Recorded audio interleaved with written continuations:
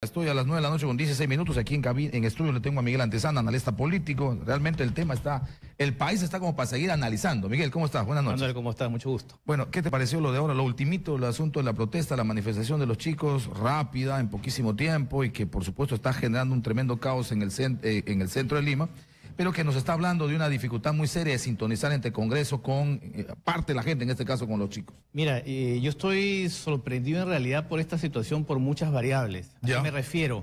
En sí misma esta polémica normativa que se está discutiendo y que por ahora está suspendida en el Congreso no es mala. Hay mucha desinformación y por supuesto cuando hay desinformación se generan rumores y se generan reacciones extremistas. Por supuesto que quienes se van al extremo de hablar de esclavismo y de una normativa que esclaviza a los muchachos, por supuesto que todo el mundo se pone en contra y todo el mundo va a decir que ciertamente nadie puede estar a favor de esto. Sin embargo, yo veo que hay muchas personas que no han leído con detenimiento qué es lo que propone. Es más, aparentemente hasta los mismos congresistas y la congresista Bartra no ha leído y no ha sabido... Su propio proyecto y no ha sabido explicar qué cosa es lo que se pretende. Y precisamente, al haber un desconocimiento, una desinformación total, las voces pequeñas que saltan por ahí y comienzan a decir... Pues no tan pequeñas las voces. Son los mensajes que han calado y es lo que la gente está protestando. Los muchachos están protestando por algo que necesariamente no es cierto. Entonces, a mí me gustaría quizás definir algunas cosas para entender claramente qué es esto. Algo, por ejemplo, que se ha dicho. Se está proponiendo que los muchachos sean esclavos durante 3 años. Eso es completamente falso. Son 480 y pico horas. Se está diciendo 448 horas en el lapso de 3 años. Para empezar, las escuelas técnicas, las carreras técnicas, tienen duración de 3 años. Es imposible que los 3 años estén estudiando y trabajando a la vez los muchachos, porque entonces no tendrían tiempo ni siquiera para dormir. Por lo tanto, estamos hablando de un periodo a lo largo de 3 años, es más, que puede distribuirse en 20 horas semanales. Y por supuesto también hay límites. Si algún muchacho decidiera plegarse a esto, porque además es voluntario, no es obligatorio, si quiera acogerse a esta forma de tener una especie de práctica preprofesional, que es otra modalidad, por cierto, porque no se ha eliminado la práctica preprofesional. El muchacho lo puede hacer una semana en primer ciclo, una semana en el segundo ciclo, y así sucesivamente, porque al final...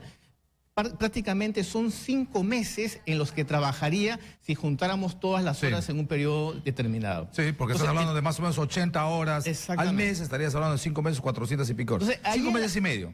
Ahí en la forma hay un gran error de cómo se ha vendido esto, que durante 3 años... Ahora, yo te escucho y sigo viendo que la cosa es mala. Te escucho y sigo viendo que es malísima. Pero porque al final, lo de los 3 años es una exageración. Pero igual, 448 horas para trabajar gratis... Ahí viene el tema. Porque me vas a decir que no es para trabajar, sino para formar, y eso la verdad es que yo no encuentro la diferencia. Es que ahí viene el tema, que por eso digo que los congresistas ni siquiera se han leído la propuesta, no la han estudiado adecuadamente. A los muchachos se les está diciendo que esto equivale a 14 créditos, más o menos como 3 o hasta 4 cursos en estudios normales. Cuando en las prácticas preprofesionales o pasantías o practicantes, como quieras llamarlo, en universidades, generalmente son 4, 5, máximo 6 créditos. Entonces, por lo tanto, aquí hay una duplicación de créditos que ahí debería ser observado. En segundo lugar, si estamos hablando de poner en práctica lo que han estudiado en el centro de labores, eso es responsabilidad del Instituto de Educación Superior de generar convenio con empresas para ver cómo a este muchacho llega y precisamente se coloca y aprende o pone en práctica lo que ha aprendido. Esa no es labor del estudiante. O sea, el estudiante no debería ir a la empresa a decir, por favor, señor, contráteme que necesito hacer mis prácticas. Tercero, como cualquier trabajo, y es más, cuando estamos hablando de estudios técnicos en las que hay mayores riesgos que a nivel profesional, debería haber seguro, debería haber una serie de prerrogativas mínimas que debería establecer. O sea, ciertamente para mejorar el asunto de la inserción laboral de los chicos, que es un problema serio en este país y que hay que abordarlo, hay que buscar mecanismos en el que le digas al empresario, no va a ser un sobrecosto. Exacto. Motívate. Pero aparte de eso, yo tengo que darte otra cosa, probablemente algún tema de trato preferencial en el asunto tributario. Pero lo que no puedes es regalar mano de obra. Con el cuento de que van a formarse, igual van a trabajar. Ahora, en ese asunto, por ejemplo, de los voluntarios, sí es cierto que es voluntario. Pero si yo soy un empresario y me viene el señor Lucho, estudiante de cualquier instituto tecnológico, y me viene Rubén, estudiante de cualquier tipo de instituto tecnológico, y yo soy el empresario, él me viene por práctica preprofesional, y el otro me viene por el asunto de la modalidad inventada por Bartra, ¿a quién le voy a tomar? Yo, empresario. Sí, Manuel, pero... Debo tomar Rubén. Ajá. Y el Lucho va a tener que ir a buscar dónde... No va a poder estar nunca, va a tener que ir. No sé si va a poder ser tan voluntario, porque si ya a mí, empresario, me están abriendo el boquerón de que puedo contratar por la modalidad en la que no pago un solo centavo, voy a preferir esa modalidad, llenar mi empresa de esa modalidad y no de la modalidad de práctica preprofesional. Ok, vamos a ser abogados del diablo. Yo como empresa necesito generar valor. Necesito generar valor para vender, para tener utilidades. Por lo tanto, cualquier recurso humano me tiene que generar valor. ¿Ya? Lucho, por las mejores intenciones que tenga, pero recién ha entrado al instituto, tiene primer ciclo, tiene segundo ciclo, no va a tener la misma experiencia, capacidad y conocimiento que un profesional que ha estudiado, que ha salido hace 3 años de la universidad.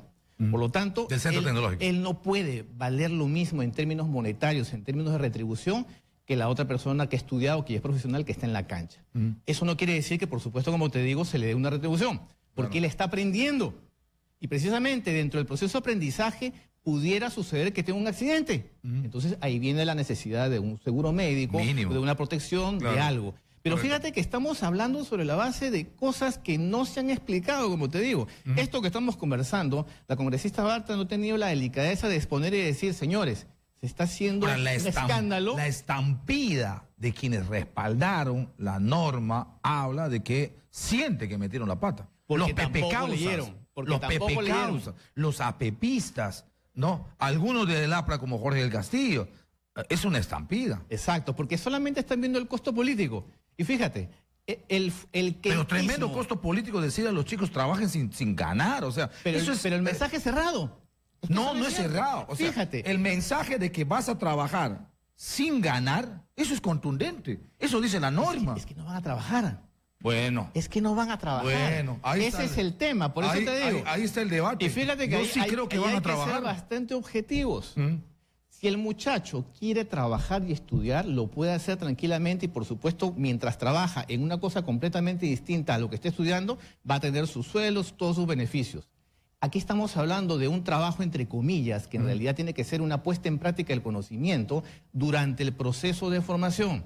Y aquí hay responsabilidad del Instituto de Educación Superior. Y eso no lo han dicho tampoco los congresistas. Eso no lo han tomado en cuenta. Yo haría, si quisiera hacer eso, como lo he dicho hace 2 días, yo lo que haría como congresista es hacer que las empresas se inscriban para ser como los hospitales docentes, centros docentes. Por ejemplo, yo soy, como dice el otro, Gloria. Y tengo mi gigantesca planta de procesamiento de leche. ¿Ok? Y el Estado me va a decir, ¿sabe qué, señor dueño de Gloria o dueños de Gloria?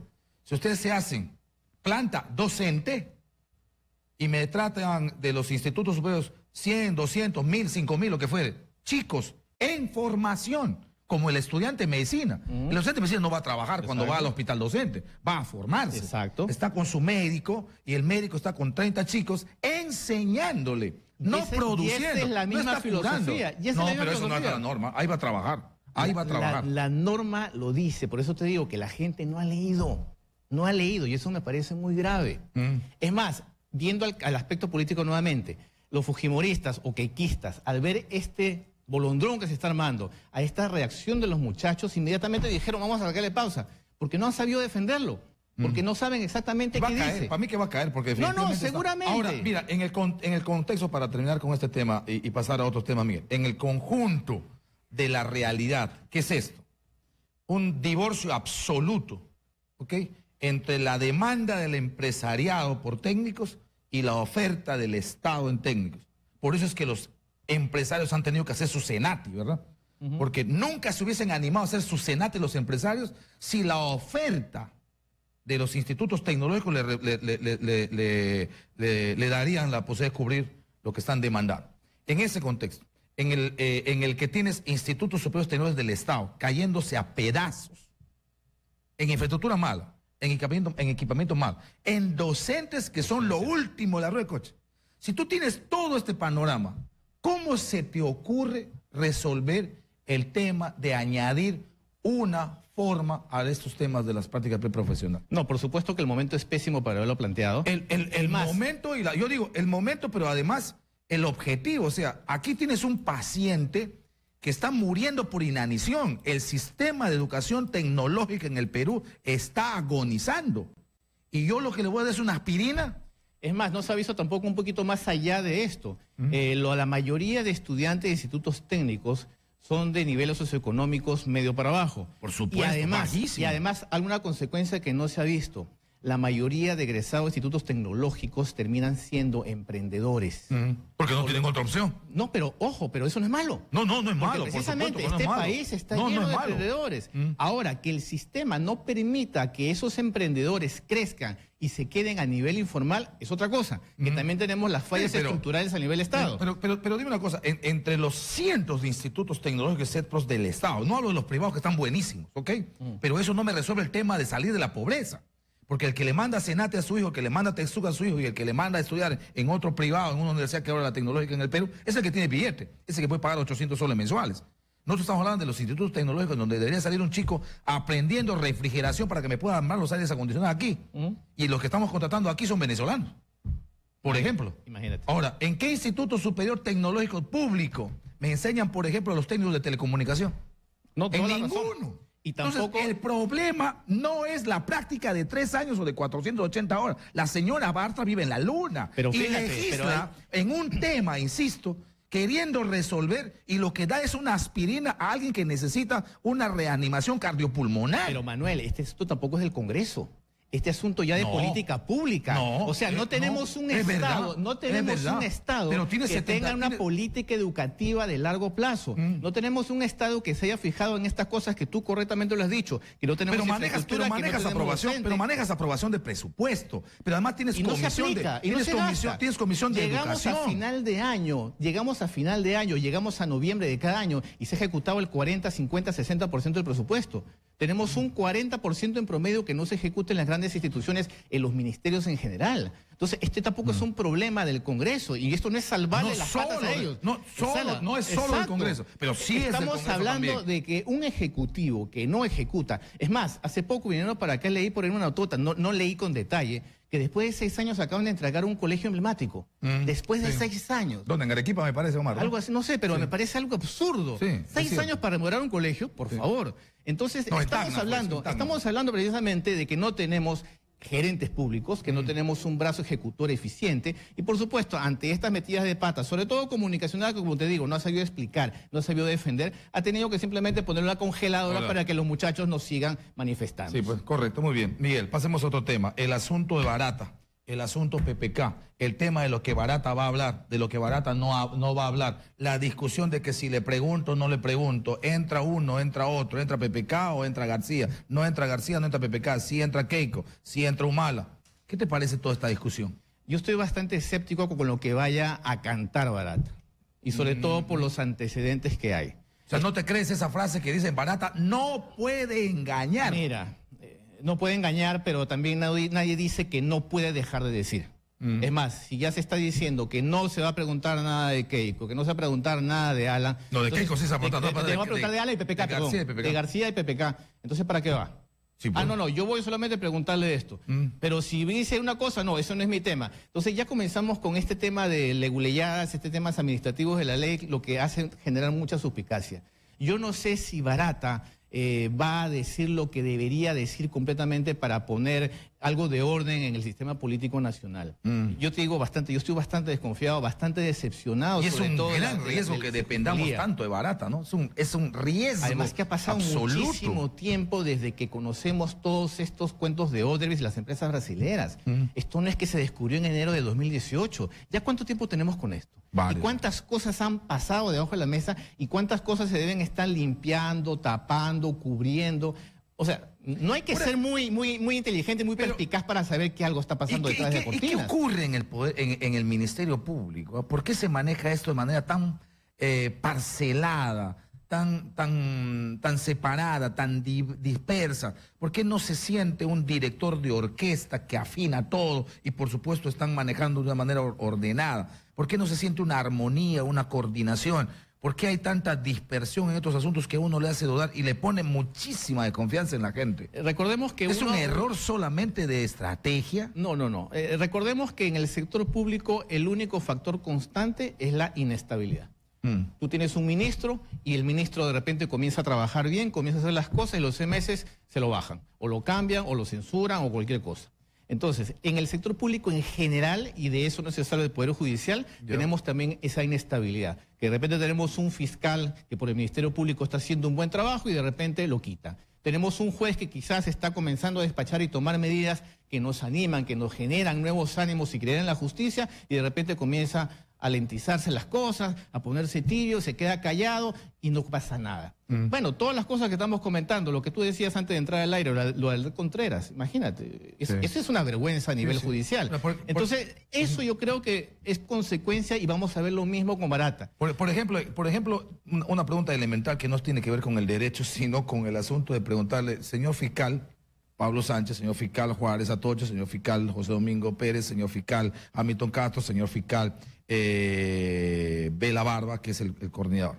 ¿En qué país viven? Y lo digo ¿por qué? Porque hemos estado en una discusión política fuerte, ensordecedora, respecto de que si PPK debe ir o no debe ir a Lavallato, y PPK poniendo ensordecedoramente también la condición de que se va después que hable Barata en relación a lo que pueda decir con él y pueda afinar su estrategia. La Fiscalía no ha escuchado eso. La Fiscalía no sabía la relación de las 30 y pico preguntas de Juárez Atoche y las 60 y pico preguntas, casi 70 preguntas de Domingo Pérez. Ya hace varios meses no pudo salir alguien a decir, esta discusión no tiene ningún sentido porque nadie va a hablar de PPK. Y nos dicen ahora, cuando faltan 2 días para que se vence el plan de Barata, y por supuesto cuando faltan 2 días para que viaje además PPK al tema de Colombia y al tema de Chile, y nos dejan a todos sorprendidos diciendo, estos fiscales no oyen radio, no ven televisión, no viven en este país para saber que estamos condicionando un aspecto político tan importante del que puede depender la estabilidad política del Perú, porque a partir de ahí puede establecerse la vacancia o no de PPK, y no dicen nada, y les agarra un mutismo que a uno le llama la atención. El accionar de la justicia peruana y de la fiscalía, esto es como los 3 monos de japoneses, ¿no? Que se tapan el oído, se tapan la vista y tapan la boca. Sí. Cuando les conviene no escuchan, cuando les conviene no ven, cuando les conviene no hablan. Y yo creo que la población nuevamente está entrando en una espiral de desconfianza, está entrando en una situación bastante crítica que va a generar y de alguna manera va a tener repercusión también en lo que la posibilidad de un nuevo pedido de vacancia con PPK. Yo creo que ¿qué va a pasar con eso? Delicada. Porque ahora lo que acaba de decir el Ministerio Público hace un par de horas es lo siguiente. Sí vamos a preguntar sobre PPK, pero no ahora.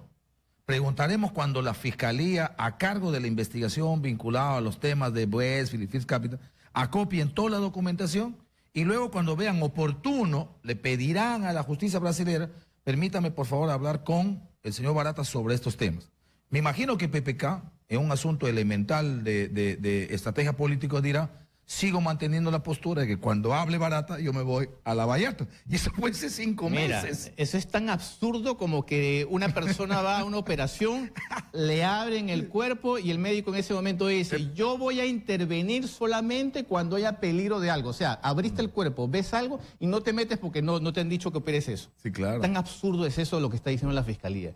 Yo creo que si en algún momento, por alguna razón, y lo digo así de verdad con toda sinceridad, por alguna razón se plantea el pedido de vacancia, un nuevo pedido de vacancia, y este prospera, yo creo que PPK esta vez no se salva.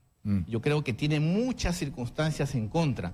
A pesar de que la población ya no cree en PPK. Ahí está clarísimo. Entonces, y está pidiendo que se vaya. Antes no, en diciembre la gente, a pesar de todo, fíjate que estaba defendiendo la gobernabilidad. Defendía, más que PPK, defendía la gobernabilidad porque no podía permitir un abuso de parte del Congreso, lo que se veía en ese momento. Pero ahora no. Ahora lo que está defendiendo es la inoperancia de este presidente que no escucha. Es completamente soberbio. Y si alguien se manifiesta en alguna tienda política para vacarlo, mira, yo creo que la gente hace una encuesta y va a apoyar esa vacancia. Sí, la gente la está apoyando. Pero Miguel, hay un detalle. Eso de la vacancia significan sumar votos. Y ahora, hay un problema en Fuerza Popular, porque lo que están diciendo desde Fuerza Popular es, no me voy, caso por ejemplo concreto del congresista Elías Ábalos, yo no me voy de Fuerza Popular, pero no voto por la vacancia. Y como yo, hay 6. Entonces tienes que ya no van a ser ni siquiera 55, sino 49 en votos. Pero recordemos a los de la izquierda que esta vez no votaron. Sí, pero ahora sí van a estar. Pero suma. Yo creo que cualquier cosa puede pasar. Los congresistas caricatura de Kenji no necesariamente son una fuerza parlamentaria. Hasta ahora se han comportado simplemente como una collerita nueva de Kenji Y a la hora de la verdad, un asunto serio, yo creo que Fuerza Popular de alguna manera va a utilizar ese poderío que todavía tiene en el Congreso y además partidariamente puede tomar muchas medidas. Hay una estrategia que por ahí está sonando mucho, de que va a ver cómo se baja literalmente a algunos congresistas y apelar a los accesitarios. Entonces no es descabellada esas estrategias. Cualquier cosa puede pasar. Y ante esa situación llega la mayoría y PPK yo creo que no llega al Mundial. ¿Ah? No llega. Dice que le están haciendo Semana Santa, ¿no? Qué humor pan negro. No saben si no cae en marzo, cae en abril. Sí. Bueno, para terminar, Miguel, este asunto del colaboracionismo tan claro y tan expreso de Kenji, su grupo, a PPK, ¿le va a pasar la factura en algún momento? Sí, necesariamente sí. Kenji no se ha comportado como un político de verdad. Kenji se ha comportado como un muchachito rebelde de la bancada fujimorista. Kenji se ha portado como el hijo que quiere al papá y ha hecho todo lo posible para salvarlo. Pero no podemos hablar de una persona, de un congresista, porque recordemos que es un congresista, mientras tiene ese tipo de comunicación con Avengers, con Kerikutira, ese tipo de cosas. Y además que hasta ahora no ha aportado absolutamente nada a nivel legislativo, y mucho menos estar al lado de PPK, que en vez de hacer un favor, yo creo que le juega en contra. Y yo creo que la población en algún momento le va a pasar factura por cualquier lado. Correcto. Miguel Antezana, analista político, ha estado con nosotros y le agradezco por eso. Muchas gracias. Muchas gracias, Manuel. Nos vamos.